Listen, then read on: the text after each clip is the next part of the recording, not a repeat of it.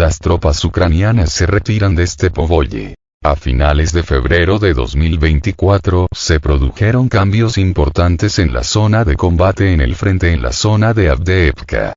Según informes de los canales militares rusos Telegram, las fuerzas armadas ucranianas se vieron obligadas a retirarse de la aldea de Stepovoye, Petrovskoye, situada al noroeste de Avdiivka. Esta información aún no ha recibido confirmación oficial. Según los corresponsales militares, en el territorio de Stepovoye tuvieron lugar feroces batallas entre las unidades del ejército ruso que avanzaban y los militares ucranianos defensores. La situación cambió drásticamente después de que las fuerzas armadas rusas lograron tomar el control total de Avdiivka y de la planta de coque de Avdiivka, lo que empeoró significativamente la posición estratégica de las formaciones ucranianas en Stepovoye. Como resultado del intenso bombardeo de artillería de las tropas rusas, las unidades ucranianas perdieron la mayoría de sus posiciones en la aldea y sus alrededores, lo que las obligó a retirarse a posiciones más defendibles.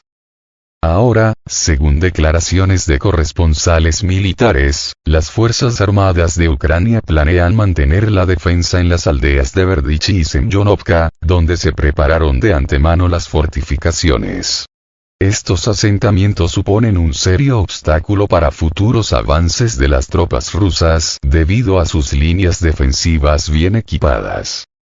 Además, se informa que unidades rusas continúan operaciones ofensivas en la región de Severny, destinadas a penetrar en los asentamientos de Tonenkoye y Orlovka. Estas acciones tienen como objetivo debilitar aún más las líneas defensivas de las Fuerzas Armadas de Ucrania y ampliar el territorio controlado.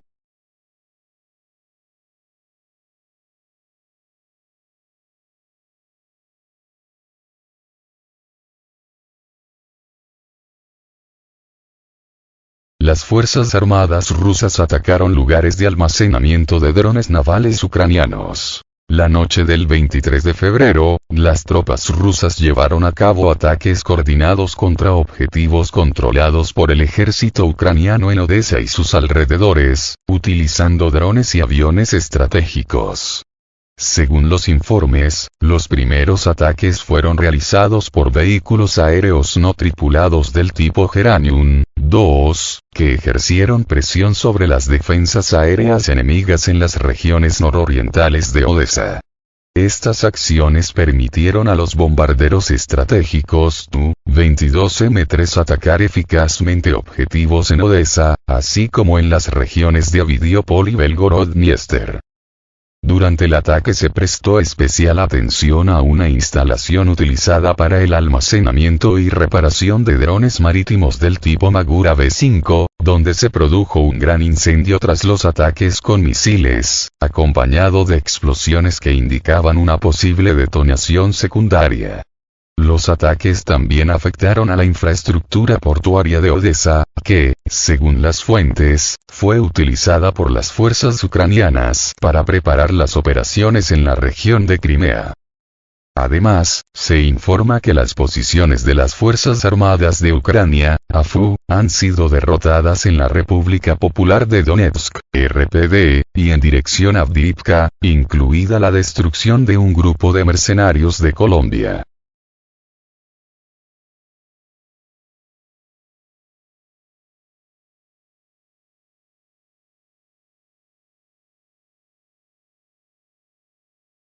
Como resultado del ataque al aeródromo ucraniano de Kulbakino, hasta 3 bombarderos Su-24M podrían haber sido destruidos. Como resultado de un ataque preciso de las Fuerzas Armadas de Rusia, fue alcanzado el aeródromo ucraniano de Kulbakino en la región de Nikolaev, donde se encontraba la 299 Brigada de Aviación Táctica de las Fuerzas Armadas de Ucrania.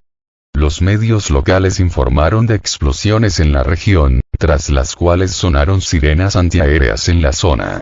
Según se informa, el ataque destruyó varios aviones de la Fuerza Aérea, entre los que pueden haber incluidos bombarderos Su-24M, probablemente equipados con misiles de crucero Storm Shadow y Scalp.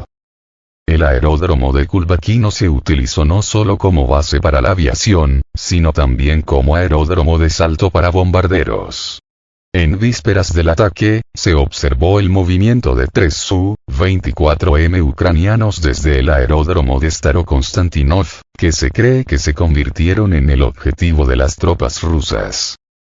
Además del ataque al aeródromo de Kulbakino, las tropas rusas lanzaron una serie de ataques contra objetivos en Odessa y la región de Odessa, incluida la base y los sitios de reparación de drones marítimos tipo Magura V5 y la infraestructura portuaria. En la operación participaron drones kamikazes y bombarderos estratégicos Tu-22M3.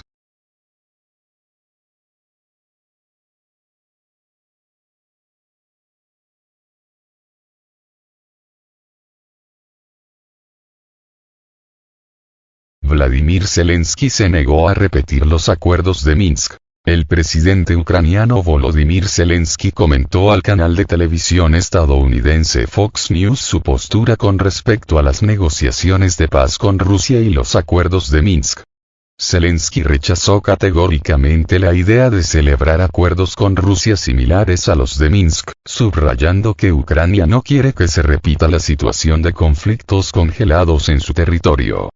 El presidente de Ucrania dijo que el proceso de paz no puede llevarse a cabo en medio de hostilidades. Zelensky también llamó la atención sobre la comunidad internacional, señalando que el mundo no está preparado para la derrota de Rusia y teme posibles cambios dentro del país si pierde. Según Zelensky, el conflicto en Ucrania terminará cuando la comunidad internacional se dé cuenta de que las acciones de Rusia han traspasado todos los límites aceptables. Además, Zelensky mencionó la preparación de una nueva contraofensiva con el fin de fortalecer las posiciones de las Fuerzas Armadas de Ucrania en el Mar Negro, insinuando sorpresas para Rusia.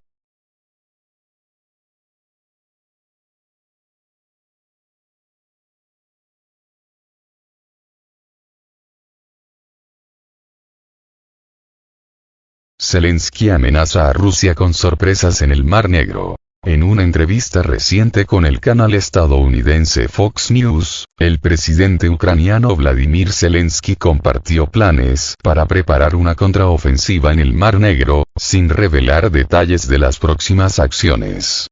Solo señaló que a Rusia le esperan sorpresas, y destacó la determinación de la parte ucraniana de actuar activamente.